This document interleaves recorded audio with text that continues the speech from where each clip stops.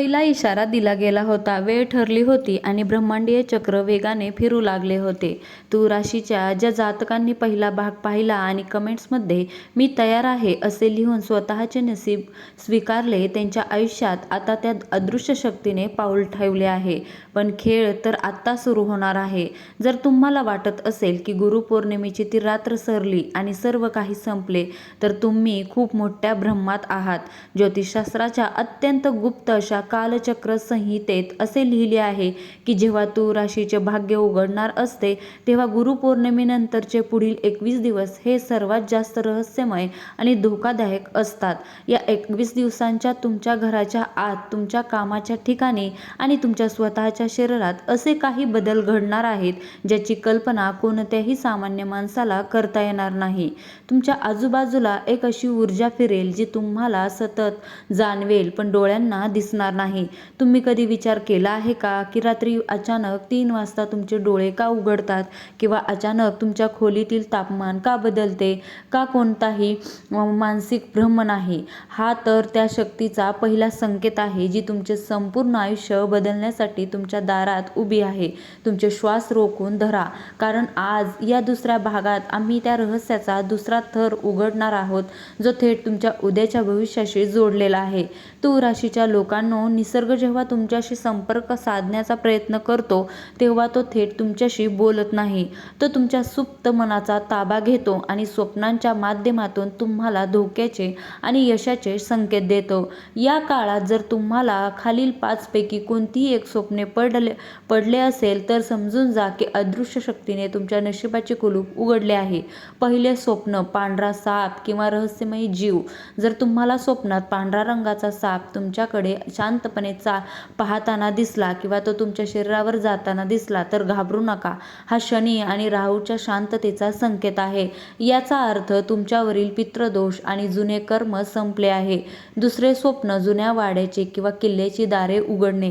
तुम्ही एका अंधाऱ्या जुन्या वाड्यात आहात आणि अचानक एका खोलीचे प्रचंड मोठे दार स्वतःहून उघडले. हे स्वप्न दर्शवते की प्रत्येक पिढ्यांपासून अडकलेले तुमचे पूर्वजांचे पुण्य आता जिवंत झाले आहे आणि तुम्हाला गुप्तधन किंवा वारसा मिळण्याचा मार्ग मोकळा झाला आहे. तिसरे स्वप्न, स्वतःला उंचावरून पडताना किंवा हवेत उडताना पाहणे. जर तुम्ही स्वतःला हवेत तरंगताना पाहिले तर समजून जा की पुढील काही दिवसात समाजात तुमचे नाव, प्रतिष्ठा, पद एवढ्या उंचीवर जाणार आहे की जे लोक आज तुम्हाला नावे ठेवत आहे ते उद्या तुमच्याकडे पाहताना मान वर करून पाहतील. चौथे स्वप्न, वाहत्या पाण्यात स्वतःचे प्रतिबिंब पाहणे. जर तुम्ही स्वच्छ वाहत्या नदीत किंवा पाण्याच्या स्रोतात स्वतःचा चेहरा पाहिला तर हा तुमच्या मानसिक आणि शारीरिक व्याधी दूर होण्याचा संकेत आहे. तुमच्या आयुष्यातील नकारात्मक काळ आता वाहून गेला आहे. पाचवे स्वप्न, एखादी अनोळखी वृद्ध व्यक्ती तुम्हाला काहीतरी देत आहे. स्वप्नात जर एखादे वृद्ध साधू, गुरु किंवा अनोळखी व्यक्ती तुमच्या हातात नाणे, पुस्तक किंवा कोणतीही वस्तू देत असेल तर ते प्रत्यक्ष ब्रह्मांडाचे आशीर्वाद आहेत. ती वस्तू म्हणजे तुमच्या यशाची गुरुकिल्ली आहे. परंतु जर तुम्हाला यापैकी कोणतेही स्वप्न पडले असेल तर ते सकाळी उठून कोणालाही सांगू नका, अगदी तुमच्या जवळच्या व्यक्तीलाही नाही, कारण स्वप्न सांगताच त्याचा प्रभाव शून्य होतो. हे तुमचे आणि ब्रह्मांडाचे पहिले गुपित आहे. आता आपण त्या विषयावर बोलणार आहोत ज्याने तूळ राशीच्या व्यक्तींना आजवर सर्वात जास्त जखमा दिल्या आहेत, ते म्हणजे नातेवाईक आणि मित्र. तूळ राशीचा स्वभाव हा तराजूसारखा असतो. सर्वांना समान न्याय देणे, सर्वांशी प्रेमाने वागणे. पण याच स्वभावाचा फायदा आजवर लोकांनी घेतला. तुम्ही ज्यांना संकटात लाखो रुपयांची मदत केली त्यांनी तुमच्या संकटाच्या वेळी फोन उचलणे बंद केले. पण आता या रहस्यमयी काळात तुमच्या कुंडलीतील सप्तम आणि एकादश भावावर गुरुग्रहाची दिव्य दृष्टी पडत आहे. याचा परिणाम काय होईल माहीत आहे? तुमच्या आजूबाजूला असलेल्या लोकांचे खरे चेहरे एकामागून एक समोर येतील. तुमच्या घरात आणि तुमच्या मित्रपरिवारात अशी एक व्यक्ती आहे जी तुमच्या समोर देवासारखी वागते, पण तुमच्या पाठीमागे तुमच्या नावाने कोळसा घासते. पुढील 7 दिवसात ती व्यक्ती स्वतःहून अशी एक चूक करेल ज्यामुळे तिचा मुखवटा तुमच्यासमोर गळून पडेल.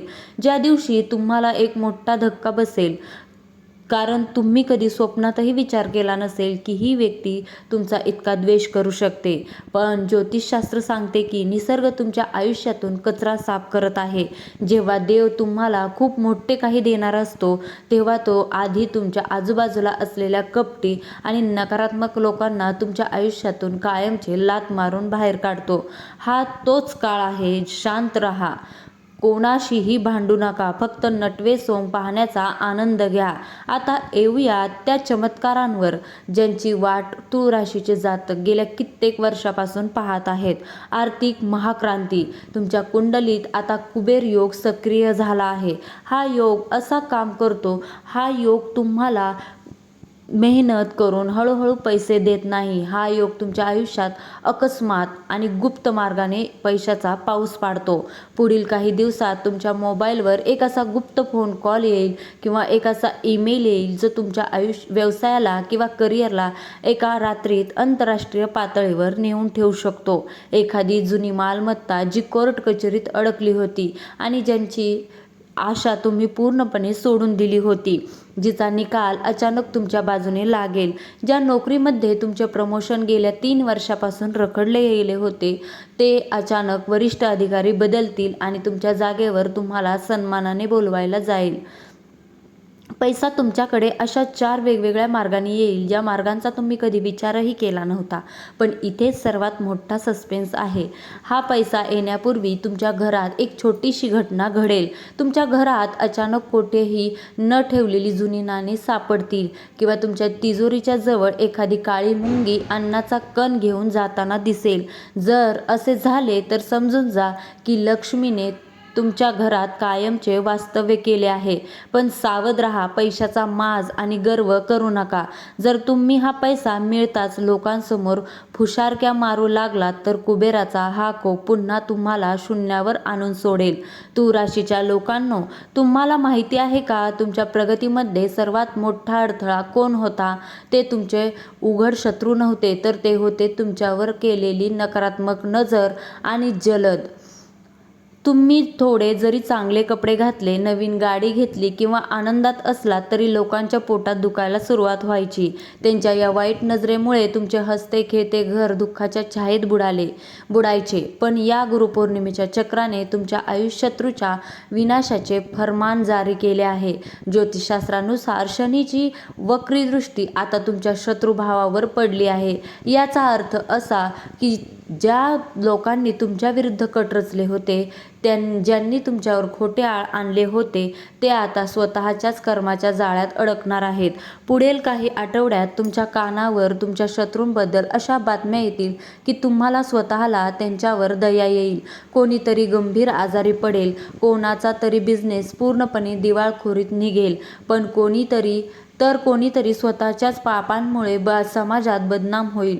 तुम्हाला त्यांच्याशी लढण्यासाठी एकही शब्द बोलण्याची गरज नाही. ब्रह्मांड स्वतः तुमच्या अपमानाचा बदला घेणार आहे. तुमच्या डोळ्यातून निघालेल्या प्रत्येक अश्रूंचा हिशोब आता व्याजासह पूर्ण केला जात आहे. फक्त पाहत राहा नशिबाचा हा क्रूर खेळ शत्रूंना कसा उद्ध्वस्त करतो. पण जसे प्रत्येक नाण्याला 2 बाजू असतात, तसेच या महायोगालाही एक अतिशय भयानक बाजू आहे. नशिबाचे हे दार उघडत असताना जर तुम्ही एक छोटीशी चूक केली तर तुमच्या संपूर्ण कुटुंबावर याचे गंभीर परिणाम होऊ शकतात. येणाऱ्या कोणत्याही गुरुवारी रात्री 11 ते 12 च्या दरम्यान तुम्हाला अत्यंत सावध राहायचे आहे. या एका तासात ब्रह्मांडातील नकारात्मक आणि सकारात्मक ऊर्जा एकमेकांशी लढत असतात. या काळात तुम्हाला 3 गोष्टींचे तंतोतंत पालन करायचे आहे. पहिली चेतावणी. रात्री 11 नंतर जर तुमच्या घराच्या दरवाजावर कोणी टकटक केली किंवा तुम्हाला असे वाटले की कोणीतरी तुमचे नाव घेऊन हाक मारत आहे, तर लगेच दरवाजा उघडू नका. आधी पूर्ण खात्री करा. अनेकदा नकारात्मक ऊर्जा तुम्हाला भ्रमित करण्याचा प्रयत्न करतात. दुसरी चेतावणी. या गुरुवारी रात्री तुमच्या डोक्याच्या शेजारी पाण्याचा तांब्या भरून ठेवा आणि सकाळी उठून ते पाणी कोणत्याही झाडाला न टाकता घराबाहेर टाकून द्या. हे पाणी तुमच्या घरातील सर्व नकारात्मक ऊर्जा शोषून घेईल. तिसरी चेतावणी. या काळात कोणालाही पैसे उसने देऊ नका. विशेषतः गुरुवारी गुरुद्वारे दिलेले पैसे तुमचे भाग्य देखील सोबत घेऊन जातात. हा खेळ खूप मोठा आहे. तूळ राशीच्या लोकांनो, तुम्ही एका अशा वळणावर उभे आहात जिथून मागे फिरण्याचा कोणताही रस्ता नाही. प्रकाश तुमच्या समोर आहे, पण अंधाराची सावली अजूनही तुमचा पाय खेचण्याचा प्रयत्न करत आहे. तूळ राशीच्या महान आत्म्यांनो, तुम्ही खूप सोसले आहे. आता राजासारखे जगण्याची वेळ आली आहे. ग्रहांचे हे तांडव तुमच्या फायद्यासाठीच आहे. या व्हिडिओच्या समाप्तीनंतर शांत बसा, डोळे मिटा आणि विचार करा की तुमच्या आयुष्यात नक्की काय बदल घडत आहेत. जर तुम्हाला हा व्हिडिओमध्ये सांगितलेले संकेत जाणवू लागले असतील तर समजून जा की नशिबाच्या चाव्या तुमच्या हातात आल्या आहेत. पण हा प्रवास इथेच संपत नाही. या रहस्याचा तिसरा आणि अंतिम भाग सर्वात जास्त धक्कादायक असणार आहे. त्या भागात आम्ही सांगणार आहोत की तुमच्या घरातील कोणत्या कोपऱ्यात ती अदृश्य शक्ती तिचे स्थान बनवून बसली आहे. जर तुम्ही त्या अंतिम रहस्यासाठी तयार असाल तर कमेंटमध्ये लिहा, मी नशिबाचा स्वीकार करतो. चॅनलला आत्ता सबस्क्राईब करा, कारण तिसऱ्या भागाचा इशारा कोणत्याही क्षणी कोणत्याही रात्री तुमच्या स्क्रीनवर येऊ शकतो. वेळेचा काटा फिरत आहे आणि तुमचे भाग्य उघडत आहे. शब्दांचा खेळ संपला. आता प्रत्यक्ष अनुभूतीची वेळ आहे. श्री स्वामी समर्थ. धन्यवाद.